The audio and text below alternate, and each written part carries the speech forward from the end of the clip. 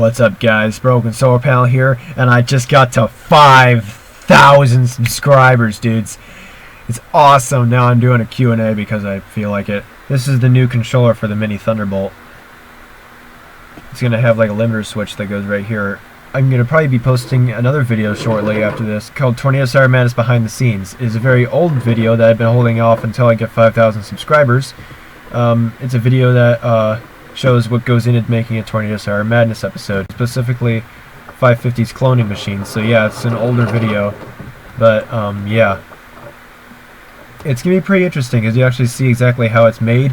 I might as well update you on a game that I was thinking of. Remember when I was talking about that BSP versus BSP Adventures NES game I was gonna make when NES Maker came out?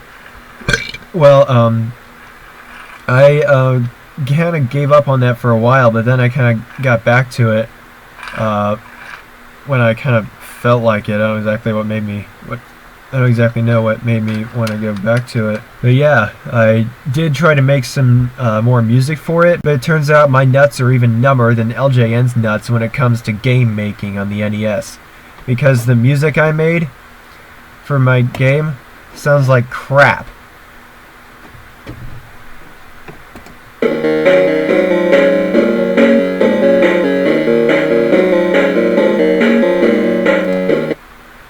That was only a sample of it. Actually, that was the only sample that I finished for some of the in-game music. I'm not even sure if you were able to hear that because it's just going through my speakers. The microphone's way up here, right next to the webcam, right there. Also, you heard the "Trapped in a Cage of Love" song at the beginning of the video, which was just an 8-bit cover of that, and only some of it, and it was off key as well. I don't know why I brought this NES cartridge in here, but yeah, I was probably gonna think if I ever do make this game, the NES Maker thing actually does come with cartridges itself, or a cartridge at least, that you can put your game on, and it has like a blank part, I think you can put your label on. I was thinking if I wanted to, I could make a custom cartridge of a different color, but then I just kind of abandoned that idea and just go with a standard gray cartridge. By the way, this is a game called Mappy Land on the NES by Taxan. I was also thinking about making another level where Anti-Blockhead or something is going to capture me, trap me in the cage of love, and Blockhead's got to go through the BSP world and get to me to save me and fight Anti-Blockhead as the final boss. But again, I'm probably never going to make this game because I'm not good enough. And finally, now we get into the actual Q&A. Narisa Beastly says, for 5,000 subs, how did you make that cardboard siren? So who do you use it for? I think, what do you mean, what do I use it for? That cardboard siren, I think you're talking about that little cardboard thunderbolt. That I use as sort of the main weapon, pistol, gun thing in my videos, like in certain scenes in the Random Siren Shorts and BSP vs P50, you could see me holding it and shooting it at like the 2001, and then there's the BSP vs P50, of course I shoot P50 with it. Tempest 128 discontinued asked me what laptop I have. It's a Windows 7 laptop, and it's an HP Windows 7 laptop I have from, I think, 2010, so it's 9 years old but still going strong, so there's no reason to get rid of it. By the way, I forgot to tell you that the controller of the Mini Thunderbolt uses a worm gear, but I haven't gotten the motor in there or the limiter switch on here yet.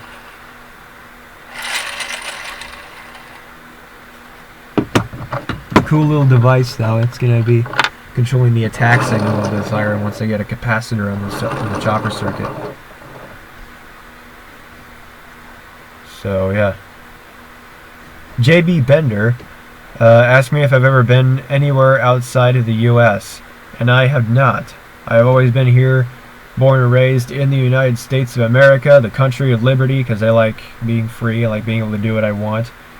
Sirens of Illinois, or Sirens of IL, commented, ever plan to record the Westmont Bolt again, the Thunderbolt?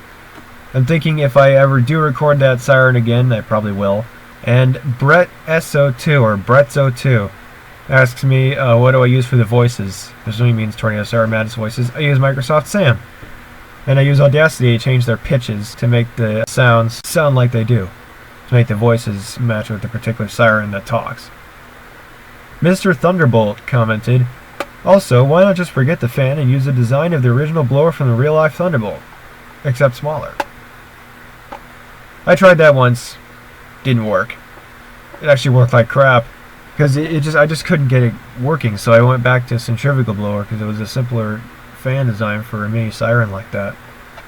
Roots blowers are meant to be big. It's like I just can't seem to scale one down and make it work. So yeah. Doctor Who Roblox 1935 asked me if I'm gonna make a model tri-blaster that actually works. Or a functional model tri-blaster. Probably not because of how complicated it is. But I don't know. I do have a 3D printer now, but that doesn't mean I'm gonna make a tri-blaster. It means I'm most likely just gonna finish the mini Thunderbolt with it. Diamond Christian 21 asked me, what motor do you use for the chopper? I'm assuming that means mini Thunderbolt. It's a little Radio Shack motor. It's an 18 volt max DC motor. It's a hobby motor from Radio Shack, DC brush motor. It can run 18 volts DC max, but it go way too fast and sound like a freaking gym whistle at 18 volts DC, in theory. So I run it on 6 volts DC, which is why it sounds like the real siren. On chopper level 5, I think. Yeah, or 4. Yeah, that's the thing with the new controls. The circuit board's going to be mounted under the control unit here. The attack timer. Agastat, whatever it's called. And that is going to have all the volt regulators on it, and have like a little thing where you can take out volt regulators and replace them with different outputting volt regulators to the chopper, and that's sort of simulating the chopper speed level thing. So yeah, so I can make it different speeds just like the real Thunderbolt. And Gunnar Johnson comments, where did you get the Meltdown song from? You're talking about Emotional Meltdown. That's a song I made back in, I think March of 2018. The 8-bit song I made. And then I made it into like an actual song. The song Emotional Meltdown was supposed to be sort of a song about my original feelings back when Tia Schlitz or Gotcha Wingo had a crush on me. And when I found out that, I was like freaking out, so I made a song called Emotional Meltdown. The lyrics that are in there, they're just completely exaggerated. I'm singularitized, so the lyrics of it were actually made very soon after I found out about the whole Schlitz crush thing. So, yeah. Then after I made those lyrics, I actually sang them into the microphone of this computer right here, and then I edited them so that way it sounds decent, good, tolerable, something. Mostly just tolerable, but yeah. And the only reason I never posted the actual full song, just the Meltdown, Emotional Meltdown part, is because of the other lyrics that are in there. Because of how they're exaggerated, and some of them were probably just said out of the freak out, and mostly they aren't exactly how I feel right now because the song is almost a year old. So yeah, but it is a pretty cool song anyway, so that's why if I ever do post the full version, it's going to be without the lyrics. Unless I ever have a change of mind and post the version with the lyrics. Grey Lad says, it looks like you got a new camera. Well, that Casio Xylem camera I used in some of my videos, that is actually a camera from 2007, believe it or not. It's a 12-year-old camera, and yeah, it still works perfectly. So yeah, deal with it. It's also got manual focus in case the pan focus isn't good enough, which sometimes it's not.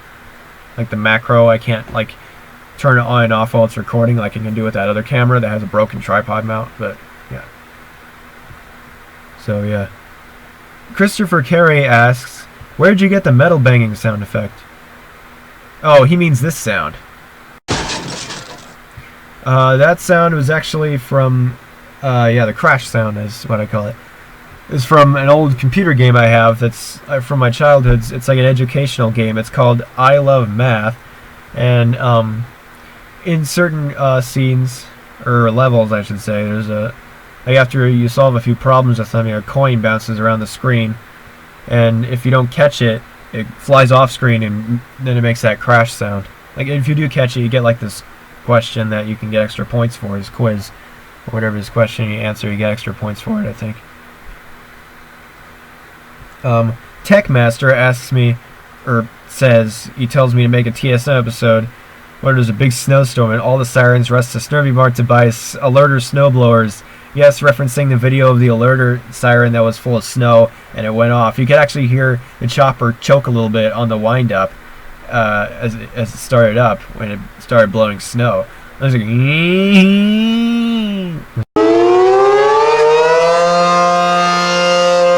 because some of the snow got sucked in through the intake, chopped up, and then thrown out the front. Although it's all in the front, got a top's the output, the bottom's the intake. A while ago, my dad's snowblower broke.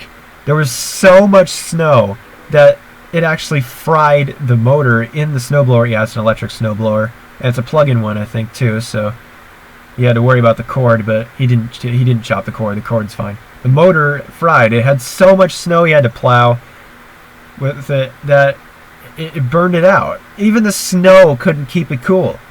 Well, that's how bad the snow was anyway. It was all over the place. But yeah, it destroyed the motor. As far as my dad told me, he said he fried the snowblower as we were on our way to Ace Hardware to pick up some screws for this.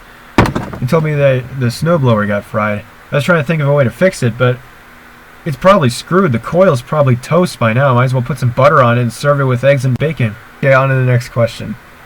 The MN Railfan 1003 commented, "Was this something you made when you were little, BSP?" That was on the Rubik's Cube show one.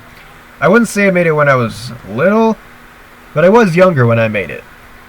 I'll give you that. I was a bit younger when I made the Rubik's Cube show, but I wasn't like an elementary school kid or anything like that. Or else I wouldn't have been able to make that. Hey, what do you say? Excuse me for a second.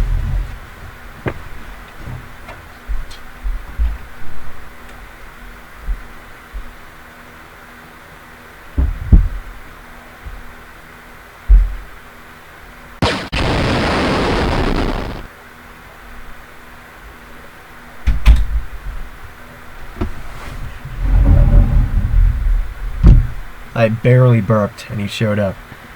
Anyways, yeah. Christian Hexum asked me how many blower prototypes that I tried but failed to be considered functional on the Mini Thunderbolt. I kind of lost count of that, but I eventually got a prototype that actually is a bit better than the other ones, and it mimics an air mattress blower. It's sort of shown in the new update of the Mini Thunderbolt. And then Zach, the country boy, asks me if I actually wrote the song Trapped in a Cage of Love. Yes, as surprising as it seems, I actually made that song. It's an original song made by me with an original melody. It's no parody or anything. It is an actual song made by me. It's surprising because, you know, I'm like the old mighty grand champion of singularities, so you'd expect me never to make a song like that. Well, I only made the song because Valentine's Day was around the corner at that time.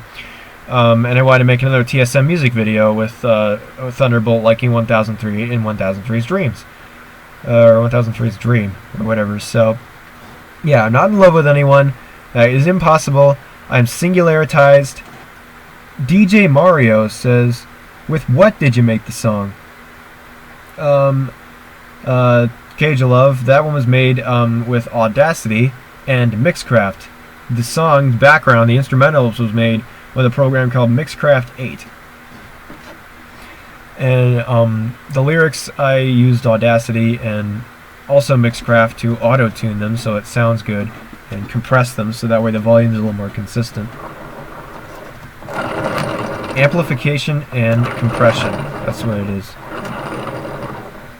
And now, Dogs Lit Stuff commented, "No wonder why no girl will like you. Bro, your haircut is terrible, you walk like a penguin, you wear the cheapest dumb Walmart clothes, you think you're cool by wearing stupid sunglasses and making the worst songs that shouldn't even be exposed to human ears. Doesn't look like you got any self-respect, but you're just embarrassing yourself. Plus, these jokes are not funny. Just dumb. Grow up." Well, I got some advice for you. Lighten up, jerk! Lighten up, jerk! Yeah, do what Marty McFly says. Plus, I don't think these shades are stupid, I think they're awesome. In fact, they're anything better than regular shades because they have a video camera built in, so I can take first-person shots if I wanted to. I could take first-person video. I can put these on. It takes only 20 minutes of video and in low quality, but at least it works. It's the only one I got. that actually can take first-person video. I don't have a GoPro. It's not like I really use one over anyway, because I don't really do anything that requires a GoPro on my channel. I do not walk like a penguin, okay? I've watched my videos. I don't see myself waddling back and forth like a penguin. And he says I make the worst songs that shouldn't even be exposed to human ears. Okay, jeez. I know my songs aren't that great, but you don't have to go that far. Jeez. And yeah, about the self-respect thing, back a long time ago, I used to call myself a schnook. And, that I was always stupid, so I kind of don't have much self-respect. So I guess he's not 100% wrong, but he's mostly wrong. Mostly just for being a jerk. Like Biff Tannen. Like P50. Yeah, he's P50. Dogs Let Stuff is P50 on in his own channel. Well, that's all the questions and answers we have for this Q&A. Tune in for the next Q&A at 6,000 subs if I even ever make it that far. This is Broken Solar Panel signing off, man. Stay cool and break the rules.